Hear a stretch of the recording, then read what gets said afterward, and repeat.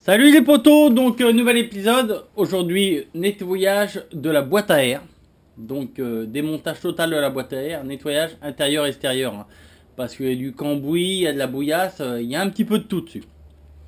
Donc démontage, nettoyage complet.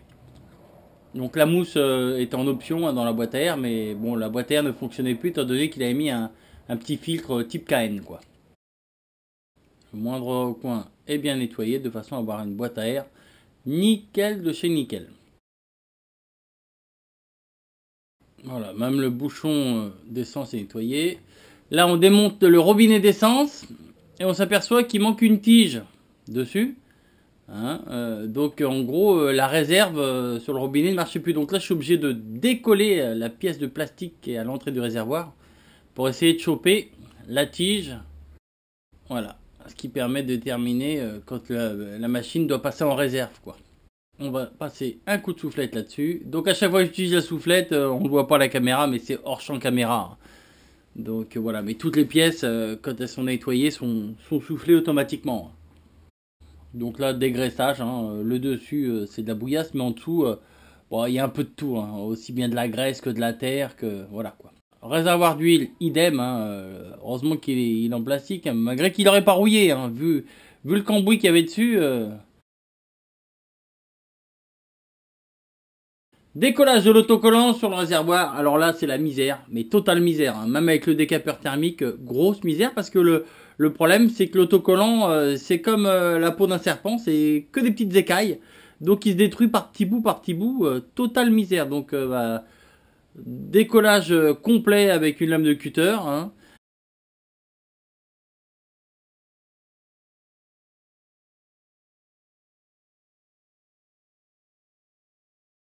Rien qu'enlever l'autocollant sur le réservoir, la misère. Voilà, tout est décollé, un coup de diluant à peinture ou quelque chose qui ne touchera pas au plastique du réservoir. Et après, ça sera nickel. Donc, démontage complet du carburateur et nettoyage du carburateur. Donc là, je fais mon feignant, j'utilise la visseuse, hein. Mais bon, vous n'avez pas besoin d'une visseuse pour démonter un carburateur, hein, ni pour le remonter, hein. Donc, on prend son temps pour démonter, on regarde bien comment c'est monté, de façon à avoir un petit peu plus de facilité pour le remontage, hein. Donc là, le joint était carrément collé. Tac.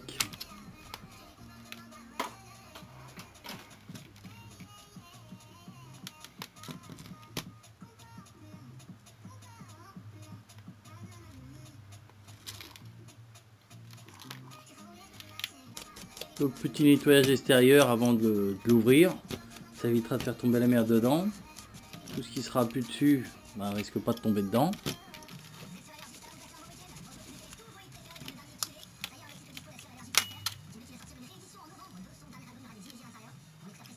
Et nous allons ouvrir la cuve du carburateur. Nous allons peut-être trouver de l'or. Donc je m'embête pas, hein, je desserre au tournevis et je fous le truc à la visseuse, hein, direct. J'ai une visseuse, autant que ça serve.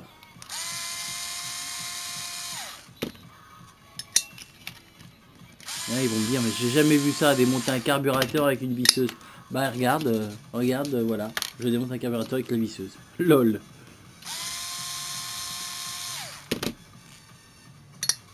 Tac, on fait attention donc au couvercle de la cuve, hein, de la démonter tout doucement, pas esquinter le flotteur dedans, parce que là c'est pas un flotteur en plastique, hein, comme beaucoup de 50. Là c'est carrément un flotteur, ça doit être du laiton je pense. Alors là vous pouvez voir au fond la merde qu'il y a. Alors ça c'est tout simplement le sans-plomb, hein. Le sans-plomb quand il s'évapore dans un carburateur, bah, ça fait comme du sable. Si vous regardez bien, le sable il est vert jaune. C'est voilà, c'est les effets du sans-plomb, ça. L'essence sans-plomb, ça fait ça. Alors un petit grain dans un gicleur, bah, la machine soit tire plus, soit marche pas, soit l'essence elle peut couler carrément par le trop plein de la cuve. Ça peut bloquer le système de flotteur et bah, là vous comprenez pas, vous avez le carbu qui pisse. Bah voilà, c'est tout simplement un petit grain de sable qui est venu bloquer le système. d'ouverture et de fermeture du passage de l'essence. D'ouverture et de fermeture, le passage de l'essence dans le petit gicleur. Donc là, c'est gros détartrage carrément de la cuve. Hein, parce que là, c'est vraiment... c'est comme du calcaire, quoi. Alors, je sais pas si vous arrivez bien à voir les couleurs, mais c'est à moitié vert. Hein, c'est du vert d'oxydation, quoi. Un petit peu comme le cuivre quand ça s'oxyde. Voilà, donc on va bien nettoyer tout ça. De façon à ce que ça soit opérationnel à 100%. Vous voyez les morceaux de cailloux que ça fait, c'est impressionnant. Donc on gratouille tout ça correctement avec une petite brosse à dents. Nickel chrome. De façon à avoir quelque chose de bien lisse. Et puis bah, d'avoir enlevé toute la merde qu'il y avait dedans, quoi.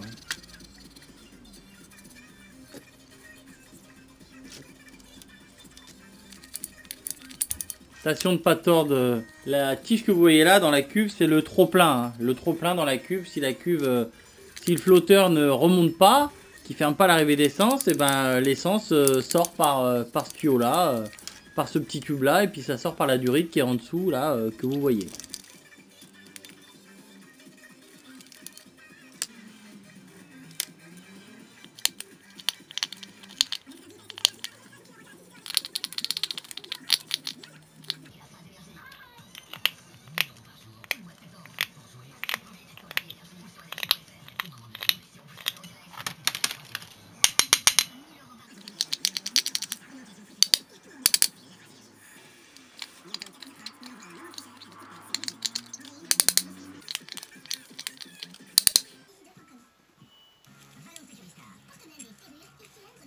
Donc je remets tout à la visseuse, mais je serre au tournevis. Hein.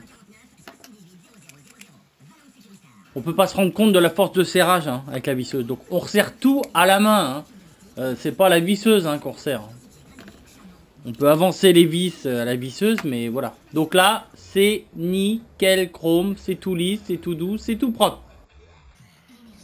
Donc c'est vrai que la caméra elle est presque en dehors de ce que je fais. Mais je pensais qu'elle prenait tout, quoi. Donc là, on fait attention à ne pas tordre le flotteur. Hein. C'est peut-être même mieux de démonter le flotteur en premier par rapport au gicleur là que je démonte. Mais bon, j'ai machinalement démonté le gicleur avant. Donc on va détartrer tout ça. On va carrément utiliser un kit pour retailler les gicleurs pour bien détartrer l'intérieur du gicleur parce que bah, j'arrivais pas à nettoyer l'intérieur du gicleur, quoi. Donc on regarde bien comment c'est monté avant de tout démonter. Hein. Donc notre axe, tac, et ce qui permet d'ouvrir et fermer l'essence. Voilà. Cette petite pièce là qui laisse passer l'essence et qui la ferme quand le flotteur remonte. Donc idem, hein, on détarte, on nettoie bien tout l'intérieur du carburateur. De toute cette oxydation de sans plomb. Qui crée du sable. Voilà, vous voyez dans la main les petits grains de sable, c'est un truc de fou. Voilà, vous voyez. Donc c'est normal, hein, le sans-plomb, quand ça s'évapore, une machine qui tourne pas régulièrement, qui est entreposée des fois pendant quelques mois, bah, le sans-plomb s'évapore, et puis voilà ce que ça fait. Donc ça c'est un coffret pour retailler les gicleurs, parce qu'avant on retaillait les gicleurs, maintenant souvent les gars changent carrément de gicleur, ils mettent un gicleur plus gros avec la référence dessus, comme ça ils peuvent monter ou descendre en diamètre. Bah, là c'est un coffret qui permet de retailler les gicleurs, quoi. Que j'ai utilisé pour nettoyer mon gicleur. Je ne l'ai pas retaillé, mais je l'ai nettoyé. Pour l'instant, je le laisse en configuration entièrement d'origine. Hein. Pas de gicleur retaillé pour avoir plus d'essence, pour avoir plus de puissance. Je laisse tout d'origine. Là, le flotteur, donc là, faut y aller tout doucement. Hein. C'est fragile comme tout, ça. Voilà, un petit gicleur entièrement en laiton. Je pense que c'est du laiton. Hein. Laiton, cuivre, je sais pas. J'ai pas gratté assez profondément pour voir la couleur du métal. Donc on monte tout ça tranquillement, gentiment. Notre petit axe. Voilà. Tout ça c'est passé à la soufflette en parallèle. Ça ne se voit pas sur la vidéo, mais toutes les pièces ont été passées à la soufflette de façon à ce qu'il n'y ait pas de soucis. Voilà, le gicleur pareil aurait pu être remonté avant de remettre le flotteur. Mais bon, là je remonte dans l'ordre que j'ai démonté. On va bien sûr mettre un joint neuf. Ça c'est logique, même si l'autre n'a pas été cassé quand on l'a démonté, mais c'est des joints qui sont tellement vieux, écrasés, qu'on pris la forme. Quand on le remonte, il suffit qu'il soit pas vraiment au même endroit et il peut y avoir une petite fuite. Donc c'est pas ce que ça coûte un joint. On met un joint neuf. Et puis voilà.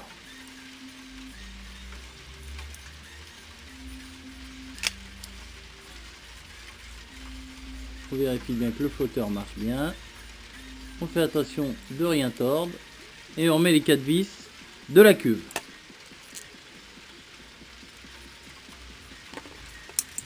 Donc on amène toujours les vis au tournevis au départ, de façon à pas foutre la vis en travers dans le filetage et pas esquinter le filetage que à la visseuse ça force, ça va tellement vite qu'on se rend pas compte et puis le filetage il est en travers, la vis c'est mort.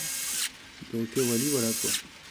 Donc là j'amène toutes les vis, voilà, et je finis après le serrage au tournevis où là je sens la force de serrage qu'à la visseuse je peux pas me rendre compte. Donc toujours un tournevis avec le tournevis à la tête de vis adéquate surtout. Sinon pareil, les têtes de vis sont esquintées.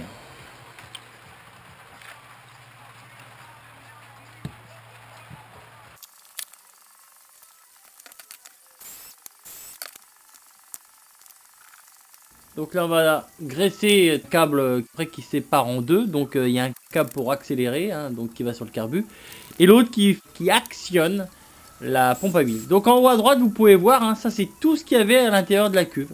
Voilà, ça c'est l'or que nous avons trouvé à l'intérieur de la cuve. Ce qu'il y a en haut à droite, c'est le petit tas de sable que j'ai trouvé dans le fond de la cuve.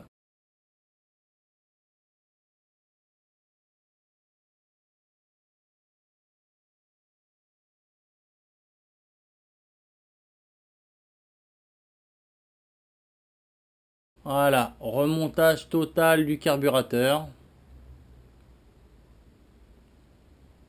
Bien sûr, la durite d'essence sur le carbu sera changée. Tout ce qui est caoutchouc, durite, tout ça, j'ai tout changé.